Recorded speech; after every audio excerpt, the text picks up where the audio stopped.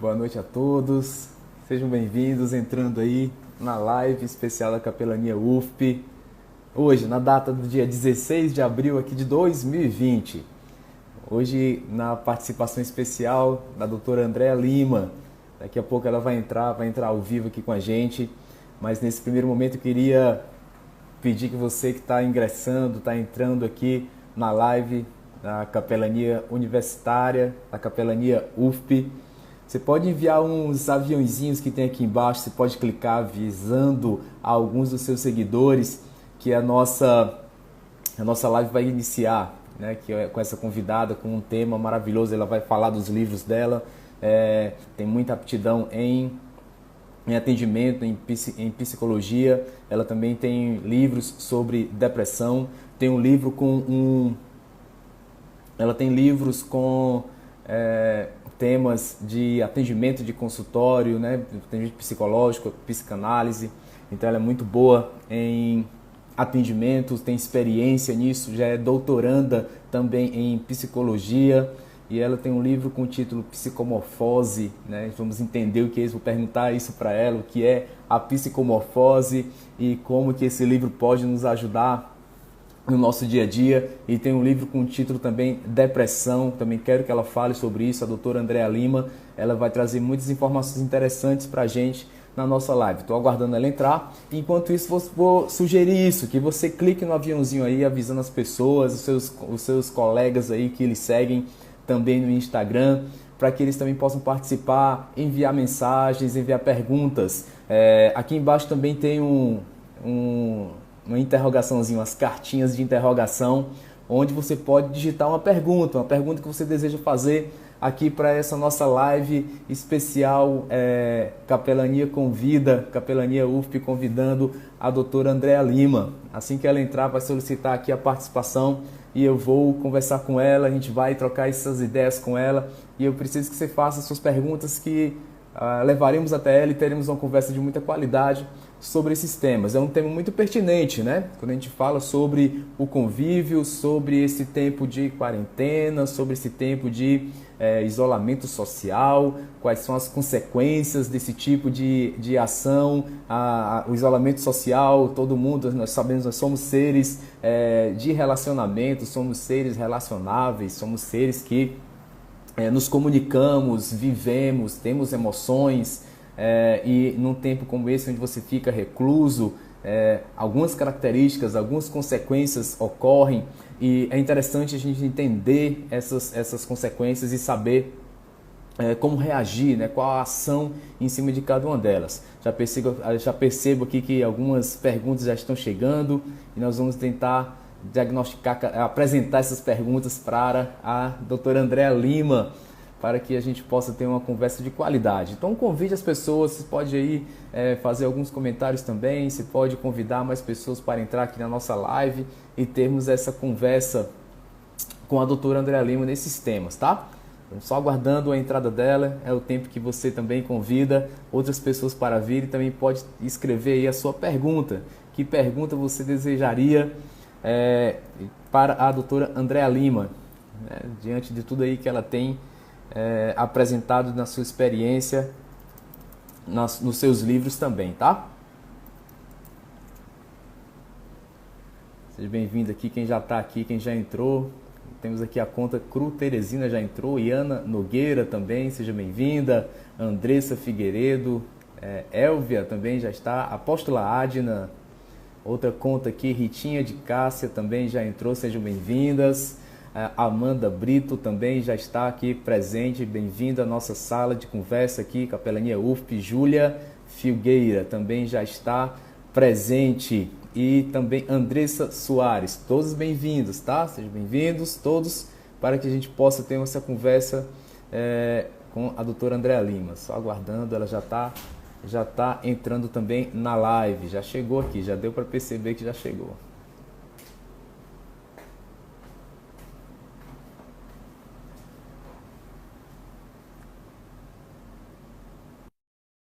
André Lima já entrando, tá?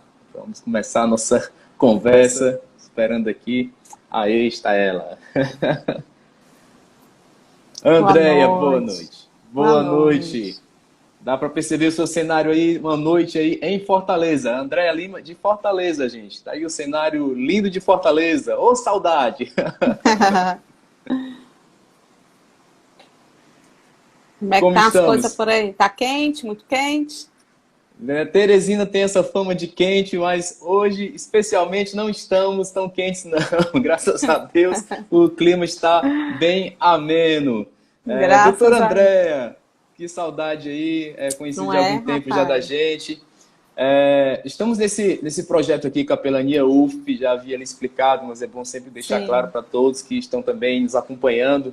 É um projeto institucionalizado dentro da Universidade Federal do Piauí, que visa ter esse apoio, né? Um apoio psicológico, um apoio de aconselhamento também, baseado em muitas coisas cristãs, para dar suporte a toda a comunidade acadêmica. Então, funciona dentro da Universidade Federal do Piauí. E nesse contexto agora de quarentena, a gente conseguiu colocar o projeto para atuar também de forma à distância, de forma digital, e tínhamos na nossa programação algumas palestras. Então, a gente transformou essas palestras que seriam presenciais em palestras agora virtuais e tenho a honra de dizer que será a primícia, né? Nosso primeiro momento é com Andréa Lima. oh, coisa boa. Eu que me sinto honrada pelo convite de vocês. Muito obrigado por aceitar o convite e eu queria que você mesmo se apresentasse, começasse nossa live se apresentando. Quem é Andréa Lima? A Andréa Lima é uma mulher de 41 anos, mãe de 4 filhos, casada há 19 anos, tem uma experiência profissional já de 15 anos na área da psicanálise, terapia comunitária. Fui pesquisadora assim que entrei na faculdade, antes do terceiro semestre já me ofereceu para ser pesquisadora, no terceiro já comecei a ser pesquisadora aqui na UFC. E pronto, a partir daí eu ganhei o gosto pela pesquisa, pelos estudos, por publicar trabalhos, né, acadêmicos, e por esse gosto eu comecei a ser escritora também. Hoje eu já estou com 5 livros. Lancei esse ano meu primeiro livro infantil, Macaquinhos na Cabeça. Todos Macaquinhos na eles cabeça. falam de ansiedade.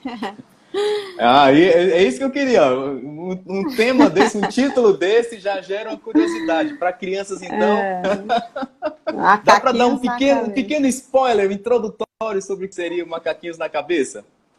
O Macaquinhos na Cabeça, pensando, eu tenho desenvolvido um trabalho há muitos anos nas escolas públicas aqui de Fortaleza, né?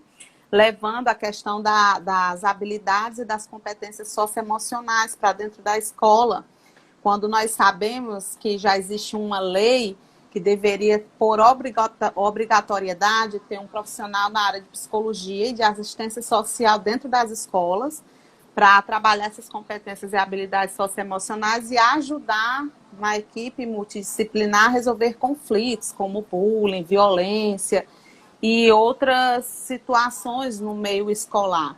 Então, pensando nisso, eu me desafiei a começar a escrever para a criança, que é totalmente diferente. A sua esposa, a doutora Aratusa também, quando comecei a escrever para a criança, naquelas férias da gente, a gente começou a conversar.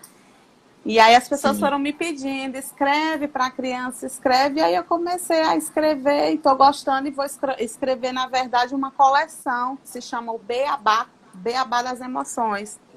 Que a minha intenção é que ele seja adotado pelas escolas, né? E seja livros paradidáticos para ensinar as crianças sobre medos. Na cabeça fala sobre isso, sobre medo, sobre ansiedade, a criança identificar o que ela está sentindo, porque a criança, para o adulto, Fábio, já é complicado, né? Você descrever seus sentimentos, que a gente tem um vocábulo bem amplo. Aí você imagina para a criança, né? Que é bem reduzido, ela compreender, né? Por exemplo, o meu filho ontem disse assim para mim, mãe, eu tô muito triste. Aí eu disse assim, por quê, meu filho? Ele disse, eu não sei por quê.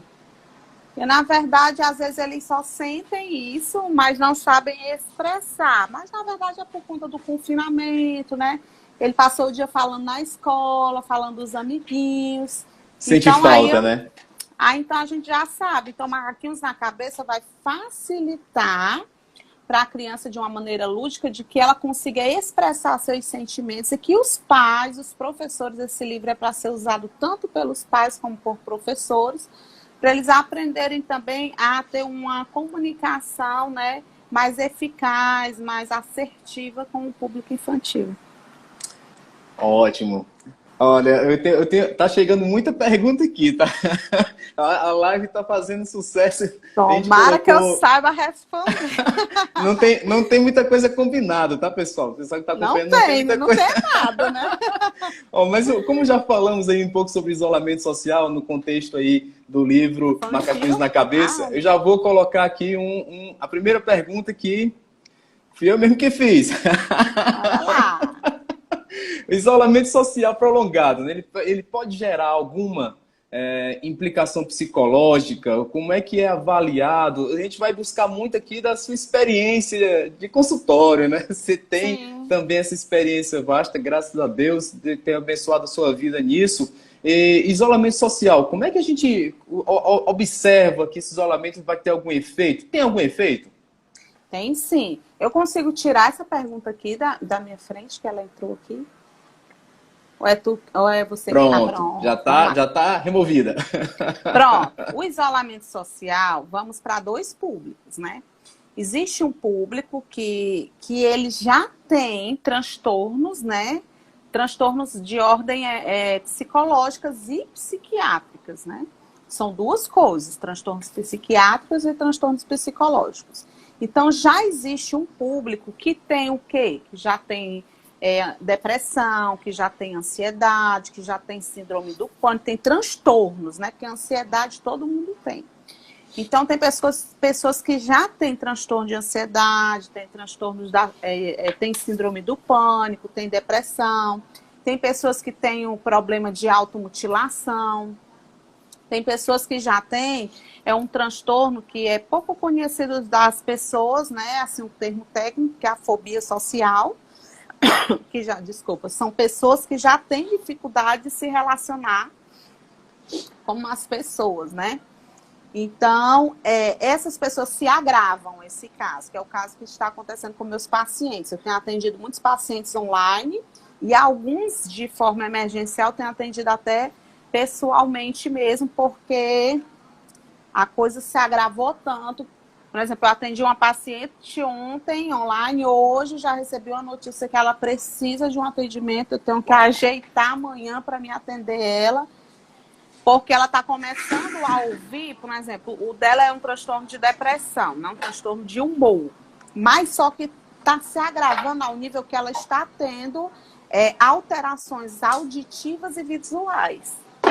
Uau! Refletindo, então, no corpo, somatizando o problema. Está desenvolvendo uma síndrome que pode, inclusive, chegar a ser não só psicológica, mas psiquiátrica, que pode ser as questões das alucinações auditivas e visuais, né? Então, ela está vendo pessoas, como se tivesse alguém dentro de casa, mexendo, e as filhas já trocaram fechadura, já botaram um monte de coisa, e ela continua ouvindo. Então, isso já é um distúrbio que foi gerado por conta do confinamento, né? O medo, a insegurança, ela pode gerar, porque a maioria dos medos, eles não são reais.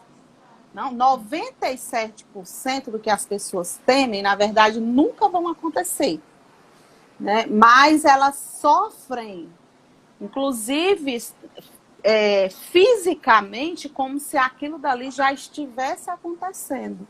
Então, isso daí danifica traz prejuízos ao coração, né, que acelera o tempo todo, traz problemas de ordem estomacais, porque é um distúrbio na questão da acidez no estômago, né? Tem pacientes que chegam a ter até cirrose, para você ter ideia. Pessoas que têm problema de pele, aumenta nesse período de isolamento ou desenvolve. Tem pessoas que já tinham uma tendência, por exemplo, a ter a psoríase, não sei se é aquela doença na pele, né? Sim. E tem pessoas que talvez nem sabiam que tinham a tendência a ter a psoríase, né? E ela já está aparecendo em alguns pacientes meus que estão no confinamento. Então, são inúmeras coisas que podem aparecer, que poderiam passar a vida inteira e não ter surgido, você está entendendo? Mas por conta dessa situação, está eclodindo. A mudança da rotina, né, influencia, ou é mais a questão do medo, do receio por conta das notícias acerca da motivação da quarentena, que é a doença infecciosa? A mudança de rotina influencia mais ou o receio da doença? Olha, a mudança da rotina, ela influencia, só que o ser humano, ele é muito adaptável, né? Tem a questão da resiliência. Claro que tem uns que tem uma mais rápida, outros mais lenta, mas a gente tem uma coisa que é linda que Deus colocou em cada ser humano, que é essa capacidade de adaptação, até para a questão de sobrevivência, certo? Mas essa questão do medo, né? O ser humano, quando ele é dominado pelo medo, ele começa a criar coisas dentro da sua mente que, como eu falei, nunca vão se concretizar, 97%. Ele começa a desenvolver, que a gente chama uma hipersensibilidade emocional. Então, uma coisinha desse tamanho se torna grande. Uma palavra que o marido, que a esposa diz em casa, se torna grande. Isso tem trazido problemas até já dentro dos relacionamentos familiares, de marido e mulher, de mãe e filho, porque essa hipersensibilidade, devido à pessoa estar num estado de alerta. O que é que o medo faz? O medo nos coloca num estado de alerta. E quem é, Fábio, que aguenta ficar direto nesse estado de alerta? Todo, é verdade. Quem aguenta? O corpo uma hora vai sentir, a mente vai sentir. Não tem como, porque esse estado de alerta é tipo assim, eu saio numa rua, no escuro, paro num sinal que não tem ninguém, eu já fico naquele estado de alerta ali, mas é questão de minutos, de segundos, passei o sinal, eu já retomo, né, as minhas emoções de novo. Mas você dentro de casa, ouvindo noticiário, que aí eu já dou uma dica, não fique ouvindo, não deixa a tua televisão ligada nisso direto, coloca uma música bacana, assiste um filme que você já gostou, nem que seja 2, 3, 4 vezes de novo. Eu, por exemplo, amo aquela comédia As Branquelas. Já assisti 10 vezes, se eu assistir mais uma vez, eu vou rir de novo. Então, liberar o sorriso, liberar a gargalhada, liberar o choro com um drama, com um romance, né? Com uma história de superação, né? Então, os filmes, ele tem essa capacidade, a música também. Mas se você ficar ouvindo telejornais, notícias, só sobre isso, você vai acionar o seu estado de alerta. E aí você pode começar a sofrer insônia, dores musculares. Quem tem fibromialgia, pacientes meus estão tendo direto crises com fibromialgia, que é uma dor, gente, assim, que ninguém tem noção. É como se fosse um choque, como se fosse várias agulhas entrando na pessoa. Uau! E aí é muito problema. Tudo isso descrito no ambiente do consultório, né? Isso. Que meus pacientes hoje já estão, infelizmente, agravando. Existe, então, um segundo grupo. Um grupo, aquele que eu te falei, que talvez nunca foi no consultório, que talvez nunca atrapalhou a sua vida, o medo, a ansiedade, né? Nunca teve depressão. E agora começou a desenvolver. Por quê? Nós tínhamos uma rotina, né, louca, todo mundo. Agenda lotada, né? Para tudo. E sai, entra, mal parava em casa. Na verdade, as pessoas paravam mais em casa para dormir. Muitas nem dormiam. Eu brigava com meus pacientes que são da área de saúde, que são professores, né? Eu também já fui professora universitária, eu sei que é isso. Às vezes a gente fica até tarde da noite fazendo prova, corrigindo trabalho, fazendo um plano de aula, né? E aí eu dizia, não, gente, olha, delimita um horário de trabalho, de pesquisa, de você estar na rede social.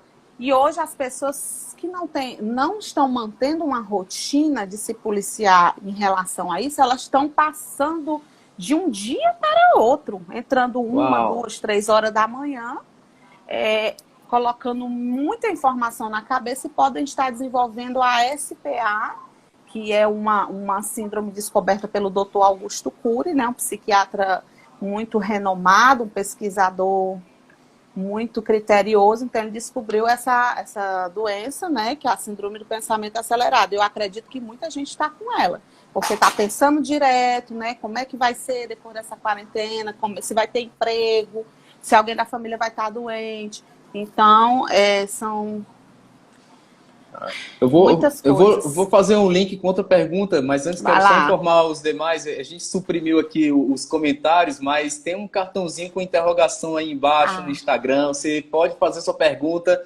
à doutora Andréia Lima, tá? Que a gente a vai gente vai tentar selecionar. responder. A gente está selecionando porque, na verdade, eu já respondi acho que um monte de perguntas, né? Mas Com vamos lá, certeza, isso quer dizer, algumas né? já foram até respondidas, mas essa aqui é interessante nesse contexto, porque o paciente lhe passa alguma coisa, mas claro que a família Isso. também passa por algumas coisas. A Andressa, por exemplo, perguntou qual a melhor forma de ajudar as pessoas ao meu redor que estão sofrendo. Então, qual seria a melhor forma da gente também ajudar a gente que não tem não tem Agora, desculpa aqui que eu virei minha câmera sem querer. Pronto, voltou. A gente não tem o seu. Tá difícil aqui o Instagram. Pronto. A gente não tem o seu modo de trabalho, não temos a sua capacitação, não temos o seu treinamento, não sabemos muito sobre a psiquiatria. Mas qual é a melhor forma, então, da gente dar resposta a eles? Né? Qual é a melhor forma da gente poder ajudá-los? Pronto, vamos lá. Deixa eu tirar aqui Primeiro, a pergunta.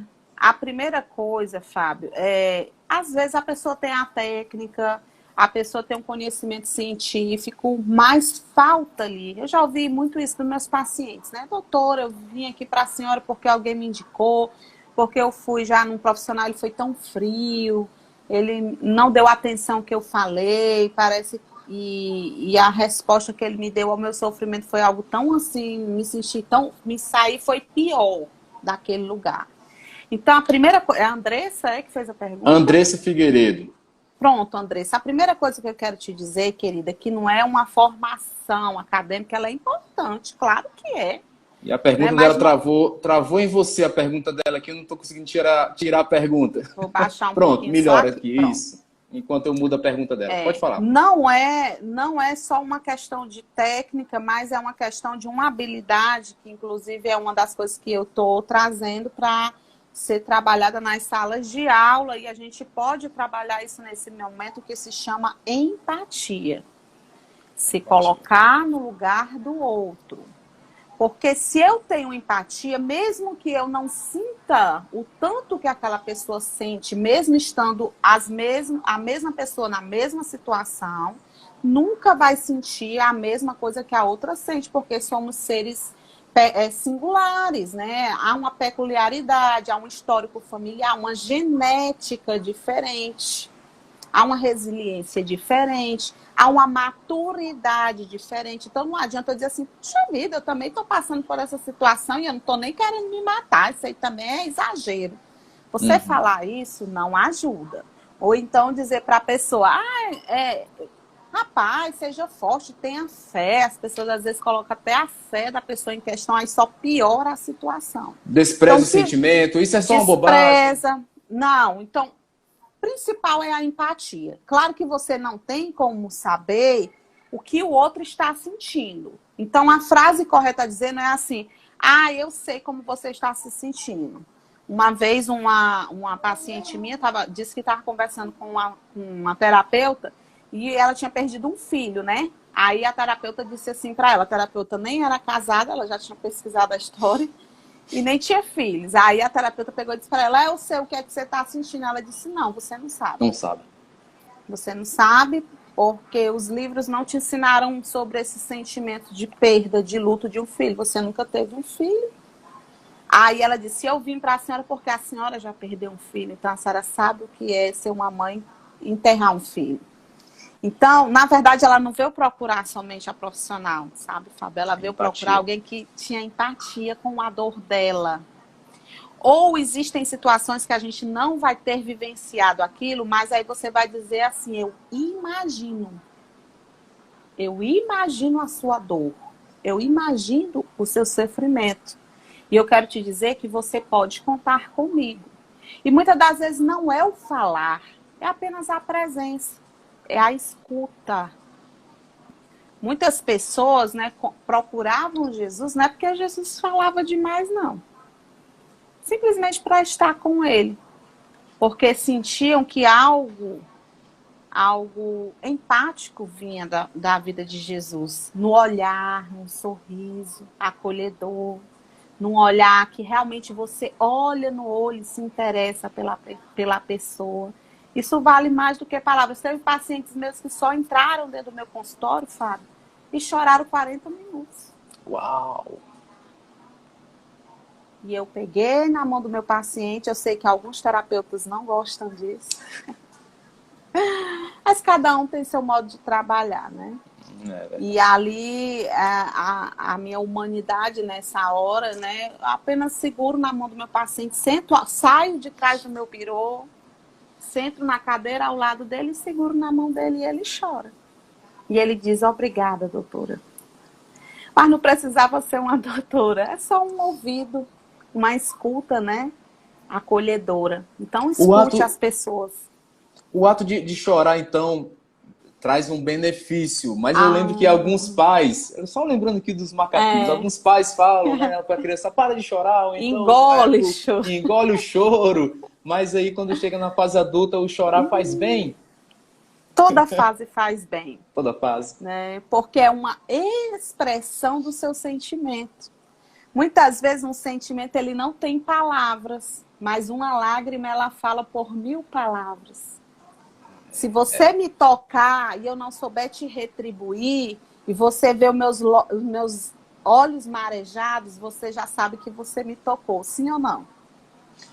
O ombro amigo, né? Eu ofereço o meu ombro para você chorar. Então essa expressão tem muito sentido, né? Muito sentido. E deixar a pessoa livre. Como eu falei, quanto tempo a pessoa passou chorando? 40 minutos. É um tempo. Não adianta você pare de chorar. Não chore. Ah, se você chorar, eu choro junto. Não fale isso, não. Chore. Se você quiser, chore junto. Já teve pessoas que eu chorei junto com elas. Quando perde alguém da família, a gente tem que falar o quê? Vocês que fazem um trabalho de capelania, não sei se alguém perdeu alguém nesse momento, né? Se você vai conhecer alguém que vai perder, fique só do lado. Se você sentir vontade de chorar, talvez você nem conhecia aquela pessoa, mas é empática com a dor. Se fosse sua mãe, se fosse seu pai, seu marido, chore. Aquela pessoa, você não precisa falar, ela vai sentir ali que você realmente está presente, que se importa com a dor dela. André, outra coisa que tem, o contexto da capelania é o contexto da universidade, e no meio da academia tem muita questão da pressão que o aluno é submetido. Alguns professores também passam por pressão por desempenho da sua carreira. Sim. Alguns técnicos administrativos também que atendem muito o público passam também por tipo de pressão. Às vezes são até digamos, destratados por algumas pessoas que não entendem alguns movimentos do serviço público. Então, atendimento ao público é um pouco sério. Para esses três níveis, por exemplo, né? O estresse, a pressão pela carreira, o atendimento ao público. Na sua experiência de consultório, existem esses profissionais ou esses alunos, né, que passam por esses problemas, enfrentam essas coisas.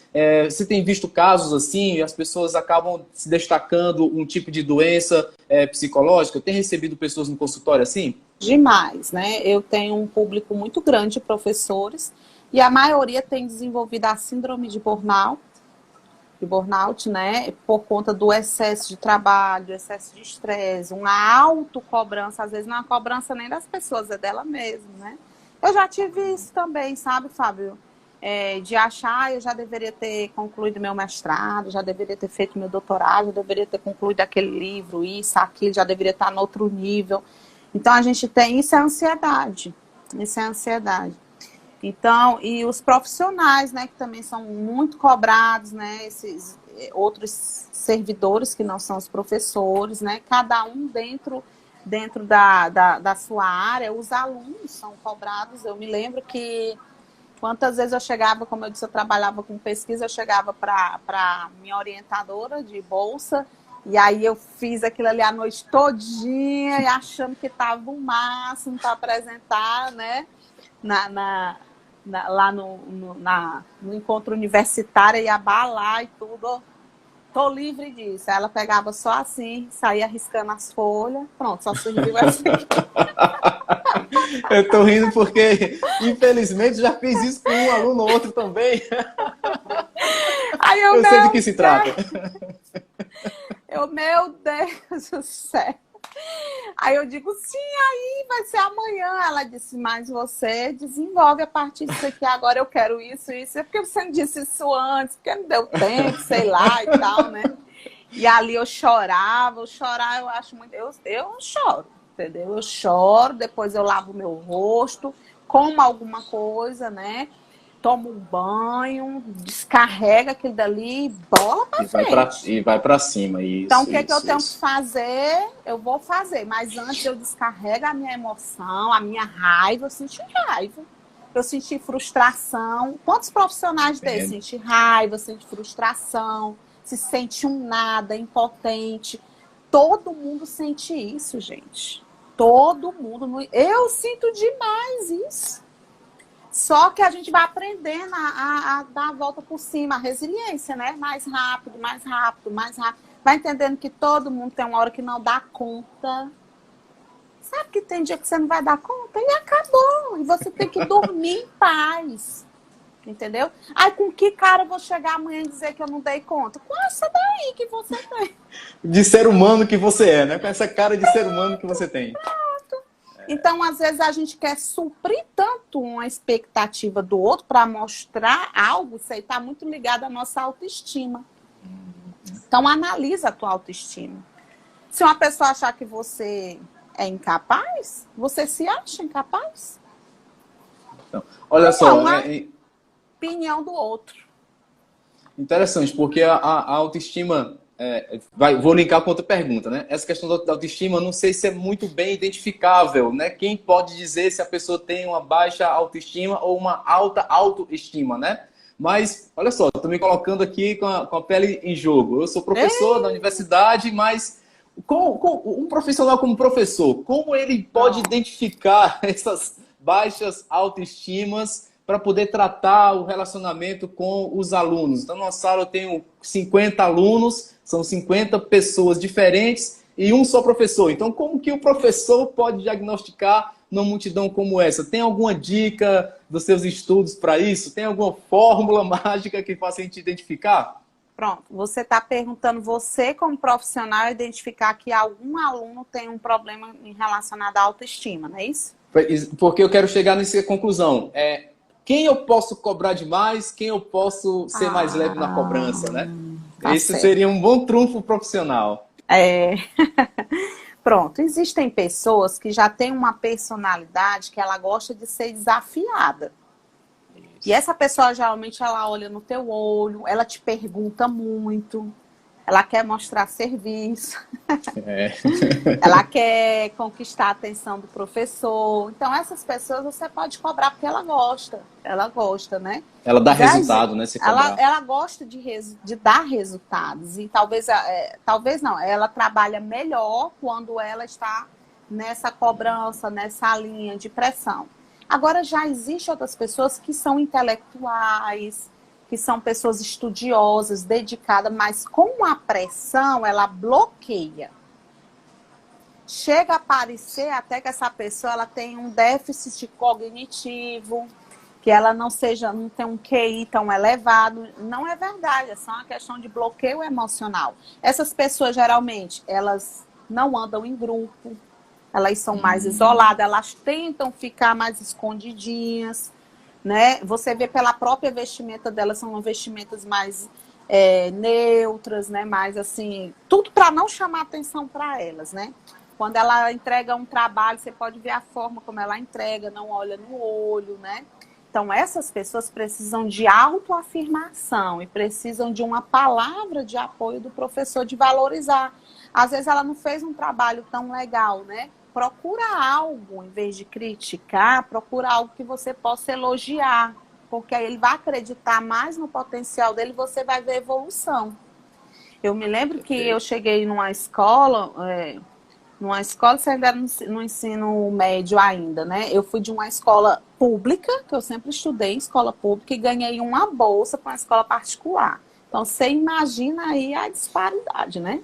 Eu estudei até a 8ª série na escola pública, ainda cheguei a estudar pelaquela televisãozinha, manual de apoio. Uau, sei, lembro. Meu Deus! Então, assim, por mais que eu me destacasse, que eu me destacava na escola, comparado a um aluno de uma escola particular, eu deixava muito a desejar, né? Então, quando eu chego na escola particular, tão feliz, tão alegre, só tirava nota boa na escola pública, 9, 9,5, 10. Quando eu tirava 9,5, eu achava que eu só queria 10. Só, meu filho, que a primeira prova que eu fiz de matemática lá, não tirei nenhum. Uau! Uau! Eu fiquei em estado de choque. Eu me sentia a mais burra das burras da sala. Tive vergonha até de segurar a prova. Não queria que ninguém visse a prova para não ter a nota. E eu nunca me esqueço daquele professor, para você ver como a gente, como professor, tem um papel tão especial na vida dos alunos, né? Ele me chamou em particular, aí disse assim, Andréia, eu já trabalho aqui há tantos anos, mesmo que ele não ensinasse no ensino fundamental, né? Ele andava ali, circulava e via os alunos, né? Ele disse, eu nunca vi você aqui na escola. Ele se interessou, porque realmente a minha nota foi muito baixa. E ele via que eu sentava na frente, que eu perguntava, que eu fazia os exercícios. E por que eu tirei aquela nota? Ele quis saber, né? Ele disse, como eu posso te ajudar? Aí eu fui dizer para ele, professor, eu vim de uma escola pública. Eu nunca vi uma prova nem elaborada dessa forma, porque já era preparativo para o vestibular, né? Ah, entendo. Já era outra forma, outro formato, né? As perguntas, né? E aí, pronto, a partir daquele momento, o professor passou a dizer, pois sente mais aqui, qualquer dúvida, se tiver vergonha de perguntar na frente das pessoas, porque eu tinha medo de perguntar, dizer assim, puxa, isso é tão bobinho, né? Então, chama esse aluno para perto de você, se interesse pela história dessa pessoa, talvez tenha, como eu, uma história por trás de superação e que precisa de mais superação ainda. Bom, muito bom. O professor na sala de aula, ele vai ser ali uma entidade uma autoridade, né? Autoridade da sala de aula. Então, a visão e o tratamento com o aluno tem que ser muito bem medida, né? E é bom ouvir essas dicas, porque como a gente não tem esse preparo psiquiátrico, a gente tem que saber lidar e a experiência vai fazendo muita coisa com relação a isso também. André, a gente tem também na capelania, junto com alguns grupos dentro da universidade, como o pessoal do Ciência e Fé, a gente faz, da BC2, né, que é a Associação Brasileira Cristã na Ciência, a gente faz um evento por ano chamado Ciência e Fé, uma conferência sobre Ciência e Fé, e trazendo a palavra da ciência, mas unindo junto à fé, e a gente faz dentro da instituição. O último no ano passado foi muito bom, muita aderência, muitos alunos, professores também participando e fazendo esse link, não deixando a distância, mas reconhecendo que a ciência e a fé, elas podem sim andar juntos, né? Sim. Nesse momento, nesse ambiente de quarentena, isolamento social e todo esse contexto que a gente tem conversado, a influência que isso pode acontecer, o tratamento que a gente tem que ter com as pessoas nesse tipo de coisa, onde que eu posso entrar com a fé? Porque a gente está falando aqui no âmbito da psiquiatria, da sua experiência em consultório, então isso eu vou tratar como ciência, que realmente que vem dos estudos propedêuticos que você teve na academia. Mas onde que a fé entra? Tem espaço para ela nesse tratamento, no isolamento social? Tem sim, olha que é de fundamental importância. Inclusive estudos, né? Estudos têm comprovado, principalmente vindo de Harvard, mostrado que a espiritualidade é algo fundamental.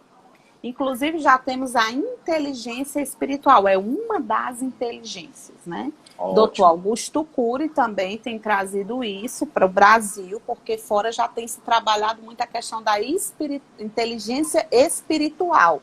Não é uma questão de religião, né? Mas quando a pessoa ela passa a trabalhar a sua fé, a sua espiritualidade, existem coisas que ela consegue transpor com mais facilidade. Ela consegue, por exemplo, conservar na mente dela se ela olhar para a situação que nós estamos vivendo, por exemplo, um caos, né? Ela consegue pensar o quê? Puxa vida, nós como humanos Talvez estejamos perdidos, não tenhamos domínio, não sabemos resposta, mas existe um ser maior do que nós que pode nos iluminar, que pode fazer tudo melhorar, né? Aí a esperança. A espiritualidade, ela acrescenta muito na esperança das pessoas, né? A fé faz as pessoas olhar a vida com positividade, né? É conhecido até o doutor Felicidade, né? Um psiquiatra que ele trabalha muito isso, porque se as pessoas estão otimistas e alegres, elas conseguem vencer tumores gravíssimos, Uau. sair de estados, né, que para medicina ela já estava ali esperando a morte. Essas pessoas se superaram e ganharam imunidade, os órgãos começaram a reagir depois de orações, de grupos, né, espirituais estarem ali com aquela pessoa. Então, tudo isso já tem estudos comprovados de pessoas que recebem esse auxílio, que aceitam essa ajuda espiritual, que essas pessoas elas têm algo a mais para superar. Isso não é falta de inteligência, pelo contrário, olha o nome, inteligência espiritual, né? Então, tem um efeito terapêutico. Muito. A fé me ajudou muito. Quando eu perdi o meu filho, eu passei 12 anos para tentar engravidar, né? Tinha uma série de comorbidades, de problemas. Então, tudo que a ciência que eu pude fazer, eu fiz, inclusive fertilização in vitro. Quando não tinha mais nada para mim fazer, aí eu fui para a minha inteligência espiritual. Eu acredito que aquele que me criou poderia criar alguém dentro de mim. Eu parei de chorar, trabalhar, voltar. Sabe que eu engravidei, né? O nome da minha filha, inclusive, é Pérola, porque ela é a coisa mais preciosa que eu tenho na minha vida, né? Eu não, linda, fisiologicamente, linda. Eu não tinha como gerar um filho. Não tinha como gerar um filho, porque eu só tenho uma trompa e a outra trompa era invertida. E outros sérios problemas aqui que eu não vou descrever de enfermidade. Depois da Pérola, depois de 8 meses, eu já estava grávida de novo. Isso. Da ágata, que é outra pedra preciosa. Então, gente, você que tem uma fé, né? Você fale da sua fé, não fale de religião. Fale para essa pessoa crer em alguém que criou todas as coisas, em alguém que a ama. Se essa pessoa aceitar uma Bíblia, se a sua regra de fé é utilizar a Bíblia, dê uma Bíblia, dê um livro para essa pessoa ler com histórias de vida, de superação, que fala sobre a questão da espiritualidade. E é muito importante, porque quando o ser humano não pode fazer mais nada, eu creio que Deus pode. É uma pena que o tempo passe rápido quando a conversa tá boa. Eu estou tentando selecionar aqui algumas perguntas para a gente finalizar. Algumas já tem até realmente resposta. Tem gente perguntando aqui. Luiz Fernando, deixa a live gravada? Vai ficar gravada sim, vai ficar gravada. Você vai poder ver depois com tranquilidade. Mas essa é legal, porque você atende no consultório, mas também escreve livros. Olha só, Alessandra Machado aqui, a apóstola Alessandra. Qual o maior desafio da profissão no Brasil? Olha só, já a abrangência aumentou, né?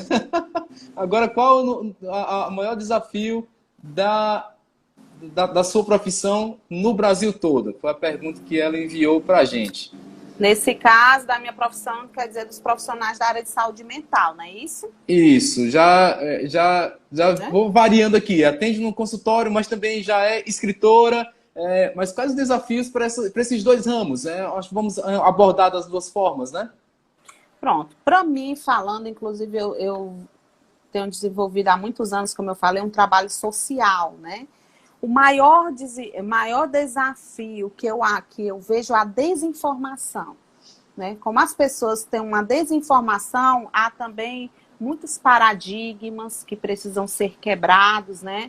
Medos que tem pessoas que ainda têm medo, né? A classe baixa, elas têm medo de um profissional da área de saúde mental, acha que um profissional da área de saúde mental é só para quem tem problemas de ordem psiquiátrica, que é doido, né? Então, elas deixam para procurar em um último caso, né? Um último recurso, um profissional. às vezes não é nem ela, é alguém da família que leva porque já não sabe o que fazer, quando a pessoa está pensando em se matar, quando está trancada dentro de um quarto. Então, o maior desafio da nossa profissão, é a desinformação sobre o tipo de benefício que nossa profissão pode trazer à população. O segundo é o investimento. Abaixo o investimento, né, nos CAPs, nos hospitais mentais, na rede pública. Não há um atendimento de qualidade e nem que venha a abranger também o número de pessoas que precisam desse serviço. E o terceiro desafio que eu encontro depois dessa questão do investimento é a valorização dos profissionais dessa área, né? Muitos estão desempregados, porque acham assim, não precisa contratar um psicólogo, não precisa contratar um psicanalista agora, um psiquiatra, não, basta um aqui para atender essa demanda todinha. E aí vai, então, a desvalorização da nossa profissão, que às vezes nos sobrecarregam, né? Quantos profissionais chegam para mim e dizem assim, olha, eu não aguento mais trabalhar no hospital, não aguento mais trabalhar no CAPS, porque é uma demanda muito grande, a gente não tem recursos, né, para trabalhar da maneira como a gente gostaria. Por quê? Como é, Fábio, que eu vou trabalhar com uma pessoa que vem com sérios problemas emocionais num ambiente feio, lotado, quente? Então, a pessoa já tem que chegar num ambiente agradável, ela tem que ser bem acolhida, a pessoa já chega, passa a noite ali, fica horas na fila, aí vai ser atendida daqui a 3 meses de novo, daqui a 6 meses. Isso não é um tratamento. Então, eu pontuaria essas 3 coisas. E na área como escritora também é a falta de incentivo, né, para a gente como profissional, falta de investimento também. Nosso país ainda é um país que não valoriza muito a questão da pesquisa, né, e da literatura. Então, é uma conquista mesmo, passo a passo. Mas eu Ótimo, estou muito perfeito. feliz porque eu tenho a minha cartilha, Alegria de Viver, já está Olha, até com uma aqui, mas em outra oportunidade eu mostro.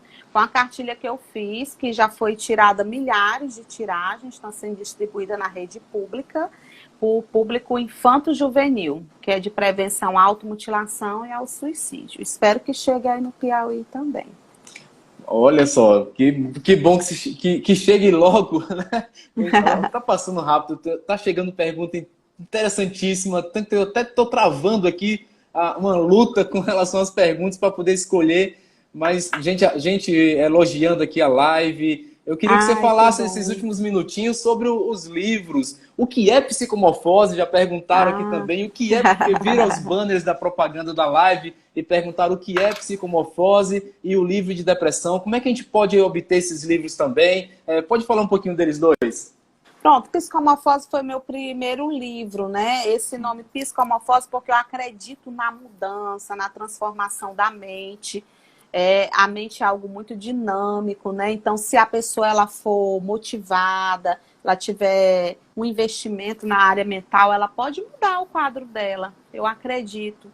Muitas pessoas dizem assim, a senhora acredita que alguém possa ser livre da depressão, um suicida pode sobreviver por mais tempo? Eu acredito, se a mente dela também receber coisas bacanas, positivas, técnica, tudo que a gente já tem hoje, se for usado em favor da saúde das pessoas, elas vão transformar a mente delas para algo bacana, né? Então, esse é o meu primeiro livro que se transformou num treinamento, né, de saúde emocional do educador, viu, Olha gente? aí, do Trabalhando educador. assim, do Foco. educador, a gente trabalha o estresse, a ansiedade, os medos, né?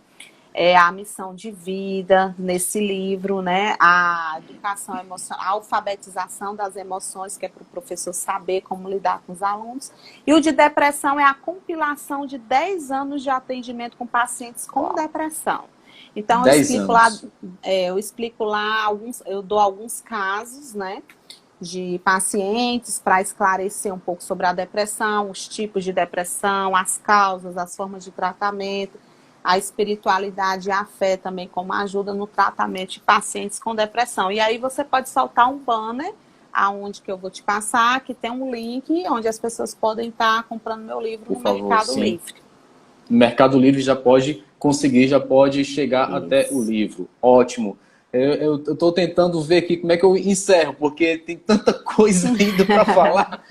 A gente faz outra. A gente faz outra. Acho que vai ter que fazer mais lives mesmo. Ó, Andréia, eu vou te agradecendo. Que maravilha o tempo passando. Eu vou tentar ver aqui se alguém quer dar mais um alô nos comentários. Só liberar os comentários aqui.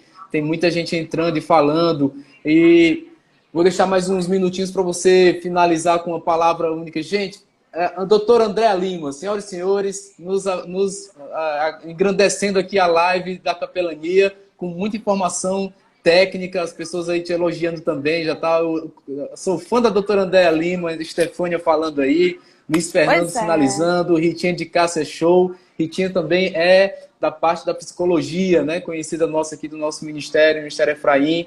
Ó, Jali Psicomorfose. Doutora Andréia Lima, últimas palavras. Se você quiser conhecer meu canal, mais do meu trabalho, eu tenho um canal no YouTube, o nome do livro. O nome do livro é Psicomorfose, é o nome do canal. Olha quem chegou aí. João Lucas. É o que sobreviveu. As outras duas já estão dormindo. Esse aqui está esperando eu colocar ele para dormir. E o meu Instagram, né? Doutora Andréia Lima. Então me segue lá que toda semana eu estou fazendo live. Toda semana eu faço. E esse mês é o mês do Abril Blue, que a gente está falando sobre a conscientização a respeito da depressão. Então, toda quarta-feira eu estou com um profissional falando também sobre esse assunto. No Instagram? Live no Instagram? Isso, no Instagram. Toda quarta-feira, às 21 horas. Doutora Andréia Lima. Doutora Andréia Lima. André, muito obrigado. Foi precioso demais. Certamente vamos ter que marcar uma outra para continuar, porque ainda faltou algumas coisas a serem abordadas, tá? Mas te agradeço demais. Muito obrigado. Sei que aí os meninos têm as suas demandas também e você encaixou aí na sua agenda para estar com a gente. Muito obrigado, tá? Que Deus te abençoe. Deus abençoe. Deus abençoe a todos vocês com muita saúde. Muito obrigado. Tchau, tchau. Boa noite. Boa noite. Bem, pessoal, então essa foi a nossa live Capelania Convida.